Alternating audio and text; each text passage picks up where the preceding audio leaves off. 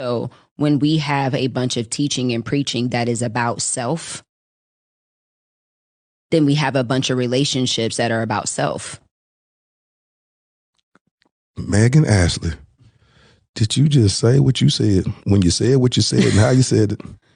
Do you know what I'm saying? Yes, because that just illuminated in my mind when we are being taught that our most valuable relationship is about you, your most important relationship is about you, then how else are we going to approach other relationships when your relationship with the Lord is about you? When you're taught that that your relationship with the Lord is about you and what you can get from him and not for who he is and what he's done. And you know what I'm saying? Like, it's about you. So of course we're getting into relationships for us, selfishly motivated. We don't even approach our relationship with the Lord selflessly. We're selfish and prideful. And that's why we see the relationship statuses that we see now. So there's that.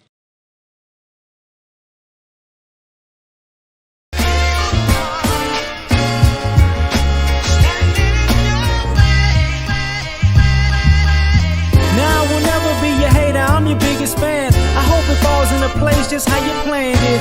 Life could put you in a pickle, just make sure it's kosher. Lean on me like Bill Withers until you smell the roses. What's happening, fam? L.A.R. movement still moving. Subscriber there trying. You see the thumbnail, but more importantly, you saw the clip.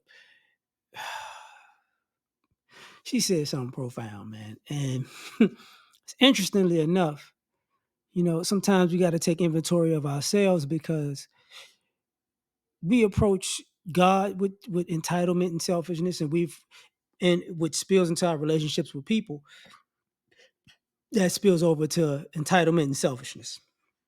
Because, and like she said, people were taught, have a personal relationship with God. And, God is all of our friend, but for the majority of people, I assume God is Santa Claus. This is what I want. This is what I want now. This is what I want now. This is what I want now. Oh, you ain't giving me what I want. I'm mad at you. I can't mess with you because you ain't give me what I want.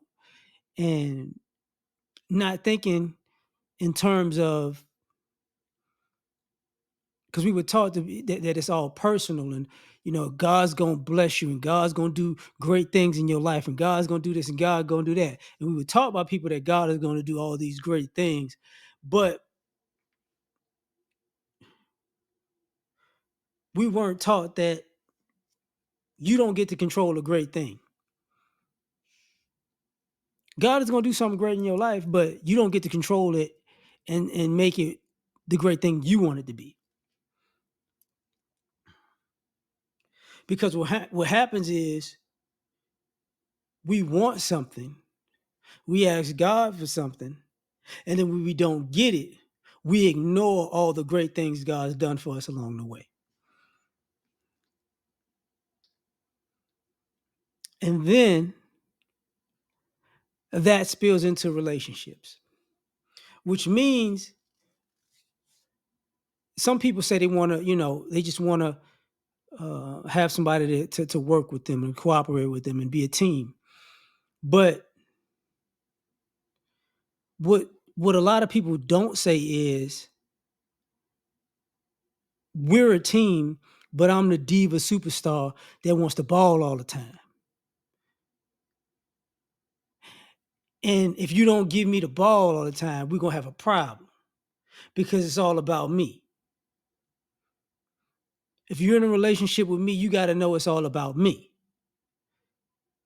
And if you can accept that it's all about me, we'll have a great relationship. But if it's got to be about you, then this thing ain't going to work out so well, because what I'm going to do is I'm going to sabotage it, because no relationship should be about us. It should just be about me and you doing what I want.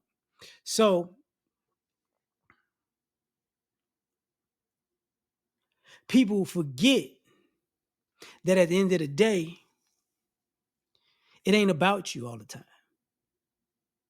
People forget that. People forget that every day and every moment is not centered around you. There's so many people on this planet, and the vast majority of us are asking God for something. I would say the vast majority of us are asking God to do something for us, and a minority of us are thanking God and appreciating what God's already done in our lives.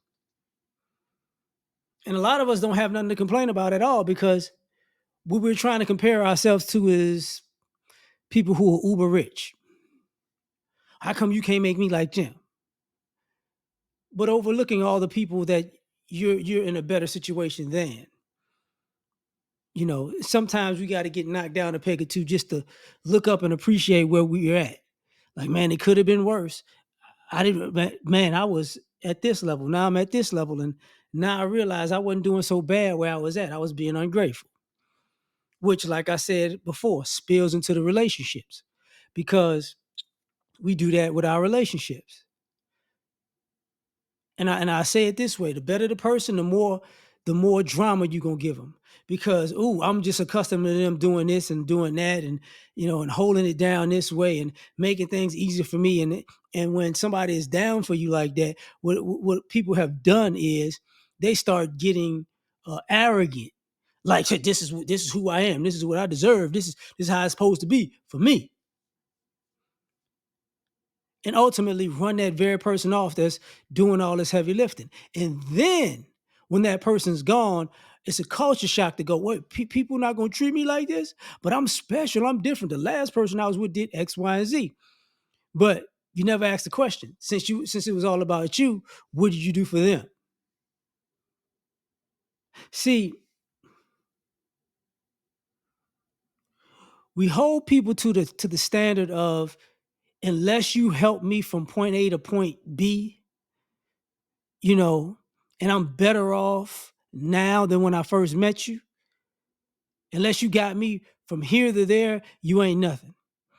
And even if you got me from here to there, you know what I'm saying, it's really not you that did it, it's God that did it. Without saying, well, God put this person in your life, and this is how you did them.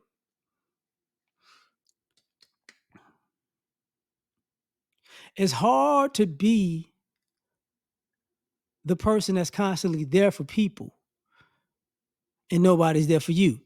And that's in a relationship sense, but let's double back to where it started. That's in the God sense. Because we all asking God to be there for us, but let's ask the question, are we there for God? God is that friend, that family member or friend that they gonna be all right. Don't even worry about them. Even if that's true, you should still ask, I hope you all right. Thank you for what you've done so far, and I appreciate you, and I hope you're doing okay. You deserve for somebody to say, I hope you're great. I hope you're having a great day. But I'm going to leave it at that, man. You tell me what you think. Like, share, subscribe, or die trying. Catch y'all on the next one. Peace. You ever been at the top of the universe? I'm going to take it.